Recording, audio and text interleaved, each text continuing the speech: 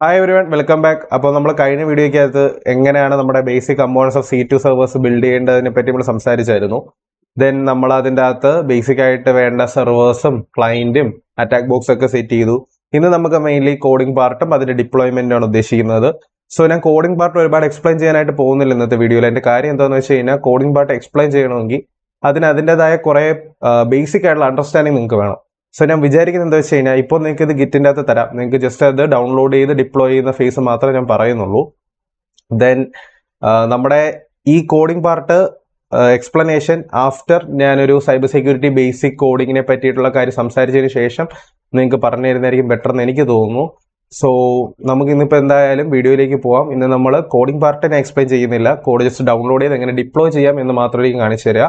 Then ഇതിനെങ്ങനെയാണ് സിസ്റ്റത്തിൽ നിന്ന് evade ചെയ്യിപ്പിക്കുക. Evasion എന്ന് ഉദ്ദേശിക്കുന്നത് എന്താ വെച്ച് കഴിഞ്ഞാൽ സ്റ്റെൽത്ത് മോഡും കാര്യങ്ങളൊക്കെ എങ്ങനെയാണ് ചെയ്യുന്നത് നമുക്ക് നെക്സ്റ്റ് വീഡിയോയിൽ പറയാം. ഇന്ന് നമ്മൾ ബേസിക് ആയിട്ട് ഇതിനെ എങ്ങനെ വർക്ക് ചെയ്യിപ്പിക്കാം, എന്താണ് ഇതിന്റെ ബേസിക് ഒരു ആർക്കിടെക്ചർ, നമ്മൾ കഴിഞ്ഞ വീഡിയോയിൽ പറഞ്ഞ ആർക്കിടെക്ചർ എങ്ങനെയാണ് ഇതിൻ്റെ അകത്തേക്ക് ബിൽഡ് ചെയ്യുന്നത് എന്ന് മാത്രമായിരിക്കും ഇന്നത്തെ വീഡിയോയിൽ നമ്മൾ നോക്കാനായിട്ട് പോകുന്നത്. സോ ഗൈസ്, നമുക്ക് വീഡിയോയിലേക്ക് പോകും. നമ്മൾ ഇന്ന് ഉണ്ടാക്കാനായിട്ട് പോകുന്നതിൻ്റെ അകത്ത് കുറച്ച് എൻ പോയിന്റ്സിനെ പരിചയപ്പെടണം. സോ എന്താണ് എൻ പോയിന്റ്സ് എന്ന് നിങ്ങൾക്ക് ഒരു ഡൗട്ട് ഉണ്ടാവും. എൻ പോയിന്റ്സ് എന്ന് പറഞ്ഞാൽ വേറെ ഒന്നുമല്ല, പീസിന്റെ പേരുകളാണ് നമ്മൾ എന്താ പറയുക എൻ പോയിന്റ് എന്ന് പറയുക. ഇപ്പൊ നമുക്ക് മൾട്ടിപ്പിൾ എൻ പോയിന്റ്സ് ഉണ്ടാവും.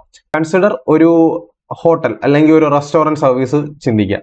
സോ ഒരു റെസ്റ്റോറന്റ് സർവീസിനകത്ത് എന്തൊക്കെ ഉണ്ടാവും, അല്ലെങ്കിൽ ഒരു ഹോട്ടൽ സർവീസിനകത്ത് എന്തൊക്കെ ഉണ്ടാവും. ഫസ്റ്റ് ഓഫ് ഓൾ നമുക്ക് ഫുഡിന് വേണ്ടിയുള്ള സെറ്റപ്പുകൾ ഉണ്ടാവില്ലേ, ലൈക്ക് നമുക്ക് കിച്ചൺ സെറ്റപ്പുകൾ ഉണ്ടാവും, ദെൻ അവിടെ പേയ്മെന്റിന്റെ സെറ്റപ്പ് ഉണ്ടാവും, ദെൻ റൂം സർവീസുകൾ ഉണ്ടാവും, അങ്ങനെ പല പല സെറ്റപ്സ് ഉണ്ടാവും. സോ ഇതിനെല്ലാത്തിനും ഒരു API തന്നെ ആയിരിക്കണമെന്ന് നിർബന്ധമില്ല. ലൈക്ക് ഇപ്പോൾ നിങ്ങൾക്ക് വേണമെങ്കിൽ ഒരു API തന്നെ ഇതെല്ലാം ഡിഫൈൻ ചെയ്ത് വെക്കാം. പക്ഷെ അങ്ങനെയല്ല, ഒന്നുകൂടി മോഡുലാർ ആർക്കിടെക്ചർ ഫോളോ ചെയ്യാൻ വേണ്ടിയിട്ട് നമ്മൾ എന്ത് ചെയ്യും, പല പല സെക്ഷൻസ് ആയിട്ട് ഇതിനെ ഡിവൈഡ് ചെയ്യും. ഇപ്പോൾ കൺസിഡർ നിങ്ങൾക്ക് കിച്ചണിലെ ഒരു സംഭവത്തിനാണ് ആവശ്യമെങ്കിൽ നിങ്ങൾ /kitchen APIയിൽ കിച്ചണിനെ വിളിക്കും. ഇനി അതല്ല, നിങ്ങൾക്ക് ക്യാഷ് പേ ചെയ്യാനാണ് ആവശ്യം, നിങ്ങൾ കിച്ചണിലല്ലോ വിളിക്കേണ്ടത്, APIയിലുള്ള ആരെ വിളിക്കണം, ക്യാഷറിനെ വിളിക്കണം. അപ്പൊ അങ്ങനെയാണ് ഇതിനെ ഫിൽട്ടർ ചെയ്ത് വെക്കുക.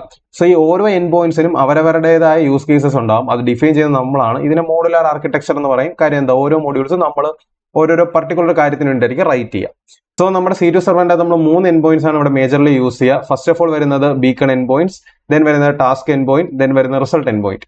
എന്താണ് ബീക്കൺ ചെയ്യുന്നതെന്ന് വെച്ച് കഴിഞ്ഞാൽ ഓരോ പുതിയ ടാസ്കുകൾക്കും വേണ്ടി ചെക്ക് ചെയ്യുക. ഇത് ബേസിക്കലി ഒരു ക്ലയന്റ് വന്ന് ചെക്ക് ചെയ്യുന്നതാണ്. ക്ലയന്റ് ബീക്കൺ റിക്വസ്റ്റ് അയക്കുമ്പോഴത്തേക്കും എന്ത് ചെയ്യും, ഈ പറയുന്ന റിക്വസ്റ്റ് /beacon എന്ന് പറയുന്ന എൻ പോയിന്റ് അകത്ത് വന്ന് അവിടെ എഴുതിയിരിക്കുന്ന കോഡുകൾ എക്സിക്യൂട്ട് ചെയ്യും. ദെൻ ആ പൊസിഷനിൽ നിന്നായിരിക്കും എന്ത് ചെയ്യുക, ടാസ്കിനെ കോൾ ചെയ്യുക. അതായത് ബീക്കണിൻ്റെ അകത്ത് എന്തെങ്കിലും ഉണ്ടെങ്കിൽ മാത്രമേ എന്ത് ആവത്തുള്ളൂ, ടാസ്കിനെ കാൾ ചെയ്യത്തുള്ളൂ. സോ ആ പർട്ടിക്കുലർ ടാസ്ക് എന്താണ് ചെയ്യേണ്ടതെന്ന് എഴുതിയിരിക്കുന്നത് ഈ പറയുന്ന ടാസ്ക് എൻ പോയിന്റിന്റെ അകത്തായിരിക്കും. ഫൈനലി റിസൾട്ട് എൻ പോയിന്റ് എന്ന് പറയുന്നത് എന്താണ്, ക്ലയന്റ് റിസൾട്ട് തിരിച്ചു കൊടുക്കുന്നതാണ്. സോ ബേസിക്കലി ഇത് ക്ലയന്റ് ടു സെർവർ ഇന്ററാക്ഷൻ ആണ് മെയിൻലി ഉദ്ദേശിക്കുന്നത്. ഈ പറയുന്ന ഇതെല്ലാം നമ്മൾ സെർവർ സൈഡിലായിരിക്കും എഴുതുകയും ചെയ്യുന്നത്. ഓക്കെ, അപ്പോൾ ഞാനിവിടെ ജസ്റ്റ് എൻ്റെ വിർച്വൽ മെഷീൻസ് ഓൺ ആക്കാം. നമ്മൾ കഴിഞ്ഞ വട്ടം ബിൽഡ് ചെയ്ത് വെച്ച C2 സെർവർ 1ഉം ക്ലയന്റ് 1ഉം ഇത് രണ്ടുമാണ് നമുക്കിന്ന് യൂസ് ചെയ്യാനായിട്ടുള്ളത്. സോ ഇത് ജസ്റ്റ് ബൂട്ട് ചെയ്യുക രണ്ടെണ്ണം. ദെൻ ഈ പറയുന്ന പോലെ നമ്മുടെ കോഡിംഗ് പാർട്ട് എങ്ങനെ നമുക്ക് ഇതിൻ്റെ അകത്തേക്ക് ഡിപ്ലോയ് ചെയ്യാം എന്നുള്ളതിനെ പറ്റി സംസാരിക്കാം. സോ ഫസ്റ്റ് ഓഫ് ഓൾ ഞാനിത് ഹോസ്റ്റ് ചെയ്യാനായിട്ട് പോകുന്നത് GitHub എന്ന് പറയുന്ന ഒരു പ്ലാറ്റ്ഫോമിൻ്റെ അകത്താണ്. GitHubനെ കുറിച്ച് നിങ്ങൾക്ക് എല്ലാവർക്കും അറിയായിരിക്കും. അറിയില്ല എന്നുണ്ടെങ്കിൽ നമ്മൾ ഈ കോഡും ബാക്കി കാര്യങ്ങളൊക്കെ യൂസ് ചെയ്യുന്ന ഒരു വെർഷൻ കൺട്രോൾ സിസ്റ്റമാണ് GitHub എന്ന് പറയുന്നത്. സോ ഗിറ്റിൻ്റെ അകത്ത് നിങ്ങൾ പഠിക്കേണ്ടത് as A software engineering or cyber security anywhere in the IT field git വളരെ ഇമ്പോർട്ടൻ്റ് ആയിട്ടുള്ളൊരു പാർട്ടാണ്. സോ നിങ്ങൾ ഞാൻ തന്ന ലിങ്കിലോട്ട് ക്ലിക്ക് ചെയ്ത് കയറി കഴിഞ്ഞാൽ ഇതുപോലൊരു പേജിലായിരിക്കും എത്തുക. ഇതിൻ്റെ അകത്ത് 2 ഫയൽസ് കാണാം, agent.py, client.py. ഇവിടെ ജസ്റ്റ് ഈ കോഡ് എന്ന് പറയുന്ന ഓപ്ഷനിൽ ക്ലിക്ക് ചെയ്ത് കഴിഞ്ഞാൽ നിങ്ങൾക്ക് ഒരു ലിങ്ക് കാണാനായിട്ട് പറ്റും. ജസ്റ്റ് ഒന്ന് കോപ്പി ചെയ്ത് വെക്കുക. ദെൻ നമുക്കിനി ആവശ്യം ഇതിനെ ഡിപ്ലോയ് ചെയ്യണം. ഡിപ്ലോയ് ചെയ്തതിന് ശേഷം നമുക്ക് ക്ലയന്റിൻ്റെ അകത്തും ഈ സെയിം സാധനം ഇന്റഗ്രേറ്റ് ചെയ്യുക. ദെൻ എന്ത് ചെയ്യുക, എക്സിക്യൂട്ട് ചെയ്ത് നോക്കാം. ഇത്ര കാര്യങ്ങളേ ഉള്ളൂ. സോ ഫസ്റ്റ് ഓഫ് ഓൾ ഞാനിപ്പോൾ എൻ്റെ സെർവർ ജസ്റ്റ് ഒന്ന് ഓപ്പൺ ചെയ്യാം. ഇതാണ് എൻ്റെ സെർവർ. ഞാനിപ്പോൾ ഇതിൻ്റെ അകത്ത് എൻ്റെ യൂസർ നെയിം ആൻഡ് പാസ്വേഡ് വെച്ച് ലോഗിൻ ചെയ്യാനായിട്ട് പോവാണ്. ഓക്കെ, ലോഗിൻ ആയിട്ടുണ്ട്. ഇനി നമുക്ക് അടുത്തായിട്ട് ഇതിൻ്റെ അകത്ത് ചെയ്യാനായിട്ടുള്ളത് ഇതിൻ്റെ IP അഡ്രസ്സ് കണ്ടുപിടിക്കണം. സോ അതിനായിട്ട് നമുക്ക് ifconfig എന്ന് പറയുന്ന ഒരു കമാൻഡ് ഉണ്ട്, അത് യൂസ് ചെയ്യാം. ദെൻ ഇതിൻ്റെ അകത്ത് ഈ പറയുന്ന ENP0S3 എന്ന് പറയുന്ന പാർട്ടിൽ വരുന്നതാണ് IP അഡ്രസ് 10.109.164.207. കൺസിഡർ ഇതാണ് നമ്മുടെ വിൻഡോസ് മെഷീൻ. സോ ഇതാണ് നമ്മുടെ സെർവർ. ഇങ്ങനെയാണെങ്കിൽ നമ്മുടെ വിൻഡോസിൽ നിന്ന് ഡയറക്റ്റ്ലി ഇതിൻ്റെ അകത്തേക്ക് കണക്ഷൻ പോകാനായിട്ട് ഒരു മെത്തേഡേ ഉള്ളൂ. ലൈക്ക് കുറച്ച് സെക്യൂർ ആയിട്ടുള്ള മെത്തേഡാണ് SSH എന്ന് പറയും. സോ SSH എങ്ങനെയാണ് വർക്ക് ചെയ്യുന്നതെന്ന് വെച്ച് കഴിഞ്ഞാൽ ഓപ്പൺ പോർട്ട്സ് ഉണ്ട്. ലൈക്ക് നമ്മളിപ്പോൾ പോർട്ട് 22 എന്ന് പറയുന്നൊരു പോർട്ട് ഓപ്പൺ ചെയ്തിട്ടേക്കും സെർവറിൻ്റെ അകത്ത്. സോ സെർവറിൻ്റെ അകത്ത് ഒരുപാട് പോർട്ട്സ് ഉണ്ട്, ലൈക്ക് 66,000 സംതിങ് പോർട്ട്സ് അവൈലബിൾ ആണ്. അതിൻ്റെ അകത്ത് 22 എന്ന് പറയുന്ന പോർട്ടാണ് നമ്മൾ ഓപ്പൺ ചെയ്യുക. ഈ പോർട്ടിന്റെ അകത്തേക്ക് എന്ത് ചെയ്യും, നമ്മുടെ വിൻഡോസ് മെഷീനിൽ നിന്ന് റിക്വസ്റ്റ് പോകും, അതായത് SSH കണക്ഷൻ റിക്വസ്റ്റ് പോകും. എന്നിട്ട് ഇതിൻ്റെ അകത്ത് നമ്മൾ കറക്റ്റ് യൂസർ നെയിമും പാസ്വേഡും കൊടുത്താണ് ലോഗിൻ ചെയ്യുന്നതെങ്കിൽ ഇവിടെ നിന്ന് നമുക്ക് എന്ത് കിട്ടും, ഷെല്ല്, അതായത് നമ്മുടെ കമാൻഡ് ഉണ്ടല്ലോ, കമാൻഡ് ഷെല്ല്, അത് നമുക്ക് തിരിച്ച് റിട്ടേൺ ആയിട്ട് കിട്ടും. സോ ഈ ഒരു സംഭവം എങ്ങനെ ചെയ്യുന്നതെന്ന് വെച്ച് കഴിഞ്ഞാൽ നമുക്ക് സെർവറിന്റെ അകത്ത് ഓപ്പൺ SSH സെർവർ എന്ന് പറയുന്ന ഒരു സർവീസ് നമ്മൾ ഡൗൺലോഡ് ചെയ്യണം.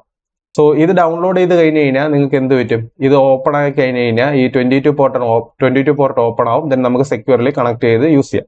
സോ ഇതിന്റെ ഒരു ഡെമോൺസ്ട്രേഷൻ ഞാൻ കാണിച്ചു തരാം. നമ്മൾ നേരത്തെ കണ്ടുപിടിച്ച IP അഡ്രസ്സ് മൈൻഡ് വേണം. ദെൻ നമുക്ക് ഇതിന്റെ IP അഡ്രസ്സ് വേണം. അത് വേറെ ഒന്നിനും അല്ല, കുറച്ചൊന്ന് ഈസി ആക്കാൻ വേണ്ടിയിട്ടാണ്. ഓക്കെ, വയർലെസ് ലാൻ ഈ IP അഡ്രസ് ആണ്. ഇത് ജസ്റ്റ് കോപ്പി ചെയ്യുക, നേരെ ഇവിടേക്ക് വരിക, SSH server user name @IP address, സെർവറിന്റെ IP അഡ്രസ് നോക്കണം. സോ സെർവറിന്റെ IP അഡ്രസ് എന്ന് പറയുന്നത് 7 ആണ്. സോ അത് കൊടുക്കുക, എൻ്റർ ചെയ്യുക. പാസ്വേഡ് ചോദിക്കുന്നുണ്ട്, നമ്മുടെ പാസ്വേഡ് അടിച്ചു കൊടുക്കുക. സോ നിങ്ങളിപ്പോൾ സെർവറിന്റെ അകത്താണ്, ഒരു സെക്യൂർ ഷെല്ലിൽ കൂടി നിങ്ങൾക്ക് സെർവറിന്റെ ടെർമിനലിലേക്കാണ് നിങ്ങൾ എത്തുന്നത്. സോ ഇനി നമുക്ക് അടുത്തായിട്ട് ചെയ്യാനുള്ള എന്താ വെച്ച് കഴിഞ്ഞാൽ, ഞാൻ അപ്ലോഡ് ചെയ്ത് തന്ന കോഡില്ലേ ഗിറ്റിന്റെ അകത്ത്, അത് നമുക്ക് ഇതിന്റെ അകത്തേക്ക് കൊണ്ടുവരണം. സോ അതിനായിട്ട് ഞാൻ തന്ന ലിങ്ക് ഉണ്ടല്ലോ, ഞാൻ നേരത്തെ പറഞ്ഞാണെങ്കിൽ നമ്മൾ കോപ്പി ചെയ്ത ലിങ്ക്, ഈ ലിങ്ക് ജസ്റ്റ് കോപ്പി ചെയ്യുക. സോ ഈ ലിങ്ക് ജസ്റ്റ് ഒന്ന് പേസ്റ്റ് ചെയ്യുക. ഇതിന് മുന്നേ ഗിറ്റ് ക്ലോൺ എന്ന് ടൈപ്പ് ചെയ്ത് എൻ്റർ ചെയ്യുക. സോ ഇതിപ്പോൾ ക്ലോൺ ആയിട്ടുണ്ട്. ദെൻ നമുക്ക് ഈ ഡയറക്ടറിക്കകത്തേക്ക് കയറാം. CD I think C2 server എന്നല്ലേ, LS, ഇതിൻ്റെ അകത്ത് സാധനങ്ങളെല്ലാം ഉണ്ട്. നമ്മൾ ഇപ്പോൾ സെർവർ അല്ലേ യൂസ് ചെയ്യുന്നത്. സോ സെർവർ എന്ന് പറയുന്ന ആരാണ്, ഏജന്റ് ആണ്. സോ നമ്മൾ ഏജന്റിനെ റൺ ചെയ്യുക എന്നുള്ളതാണ് നമ്മുടെ മെയിൻ ഉദ്ദേശം. സോ അതെങ്ങനെ ചെയ്യാൻ നോക്കാം. സോ ഇനി നമുക്ക് ഇതിനെ റൺ ചെയ്യണം. റൺ ചെയ്യാനായിട്ട് നമുക്ക് Python 3 agent.py. സോ ഇതിവിടെ റൺ ആവുന്നുണ്ട്. ഇനി നമുക്ക് ഇതുപോലെ തന്നെ എന്ത് ചെയ്യാം, ക്ലയന്റിന്റെ അകത്ത് ഷെല്ലും ഇതേപോലെ ആക്സസ് ചെയ്യാം. പക്ഷെ ഞാനിപ്പോൾ അത് ചെയ്യുന്നില്ല, കാര്യം നമുക്ക് ഓൾറെഡി ഇവിടെ ഒരു യൂസർ ഇന്റർഫേസ് ഉള്ളത് കൊണ്ട് ജസ്റ്റ് ഇവിടേക്ക് വരിക, നമ്മുടെ ക്ലയന്റ് പാസ്വേഡ് അടിച്ചു കൊടുക്കുക, എൻ്റർ ചെയ്യുക.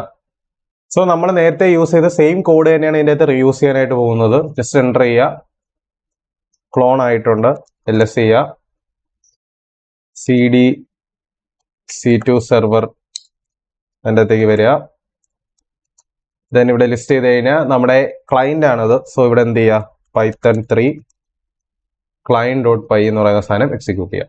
ഇതിവിടെ എക്സിക്യൂട്ട് ആകുമ്പോൾ ഇവിടെ വന്നു കഴിഞ്ഞാൽ നിങ്ങൾക്ക് ഈ IP എന്ന ഒരു ബീക്കൺ റിക്വസ്റ്റ് വരുന്നതാണ്. പോസ്റ്റ് മെത്തേഡിൽ ഒരു ബീക്കൺ റിക്വസ്റ്റ് വരുന്നതാണ്. ഇത് ഇത്തരം കണ്ടു കഴിഞ്ഞാൽ നമ്മുടെ സെർവർ ഇപ്പോൾ റണ്ണിങ് ആണ്, നമ്മുടെ C2 സെർവർ ഇപ്പോൾ റണ്ണിങ് ആണ്, എല്ലാ കാര്യങ്ങളും വർക്ക് ചെയ്യുന്നുണ്ടെന്ന് കാര്യം മനസ്സിലാക്കാം. അപ്പോൾ ഇപ്പം നിങ്ങൾ നോക്കിക്കഴിഞ്ഞാൽ ഇവിടെ 3 ബീക്കൺ റിക്വസ്റ്റ് വന്നേക്കുന്നതാണ്. ഇപ്പോൾ 4ാമത്തെ ഒരെണ്ണം കൂടി വന്നു. ഇതെന്താ ചെയ്യുന്നതെന്ന് വെച്ചാൽ ഒരു പർട്ടിക്കുലർ ടൈം ഇന്റർവെല്ലിൽ ബീക്കൺ റിക്വസ്റ്റ് ഇങ്ങനെ പൊക്കൊണ്ടേയിരിക്കും. ഇങ്ങനെയാണ് ഒരു സ്പൈവെയർ നിങ്ങളുടെ ഫോണിനകത്ത് ഇൻസ്റ്റാൾ ചെയ്താൽ സംഭവിക്കുക. അതായത് ഇൻസ്റ്റാൾ ആയി കഴിഞ്ഞ് കഴിഞ്ഞാൽ ഇതിങ്ങനെ കണ്ടിന്യൂസ്ലി ബീക്കൺ റിക്വസ്റ്റ് നിങ്ങളുടെ ഫോണിൽ നിന്ന് സെൻഡ് ചെയ്തുകൊണ്ടേയിരിക്കും. ദെൻ എന്ത് ചെയ്യും, ആ ബീക്കൺ റിക്വസ്റ്റ് അവിടെ എന്ത് പ്രോസസ്സാണോ സെറ്റ് ചെയ്ത് വെച്ചേക്കുന്നത് അതനുസരിച്ച് ഇവിടെ നിങ്ങളുടെ ഫോണിൻ്റെ അകത്ത് എക്സിക്യൂട്ട് ചെയ്യുകയും ചെയ്യും. സോ ഇങ്ങനെയാണ് ഈ ഒരു C2 സെർവറിന്റെ ബേസിക് സ്കെലിട്ടൺ. നമുക്ക് നെക്സ്റ്റ് വീഡിയോയിൽ ഇതിൻ്റെ അകത്ത് എങ്ങനെയാണ് നമ്മൾ അഡീഷണൽ കോഡ് കാര്യങ്ങളൊക്കെ ഇംപ്ലിമെന്റ് ചെയ്യുന്നത്, ദെൻ എങ്ങനെയാണ് ഇത് വെച്ച് നമ്മളൊരു ഫോൺ കൺട്രോൾ ചെയ്യുന്നത്, അങ്ങനെയുള്ള കാര്യങ്ങളെല്ലാം നോക്കാം. ദെൻ അതിൻ്റെ അടുത്ത വീഡിയോയിൽ നമുക്ക് ഇവേഷൻ ടെക്നിക്സ് കൂടെ നോക്കി വീഡിയോ വൈൻഡ് അപ്പ് ചെയ്യാം. So thank you guys, thanks for watching. Next എപ്പിസോഡായിട്ട് വെയിറ്റ് ചെയ്യുക. പറ്റുമെങ്കിൽ എല്ലാവർക്കും ഷെയർ ചെയ്യുക. Thank you guys.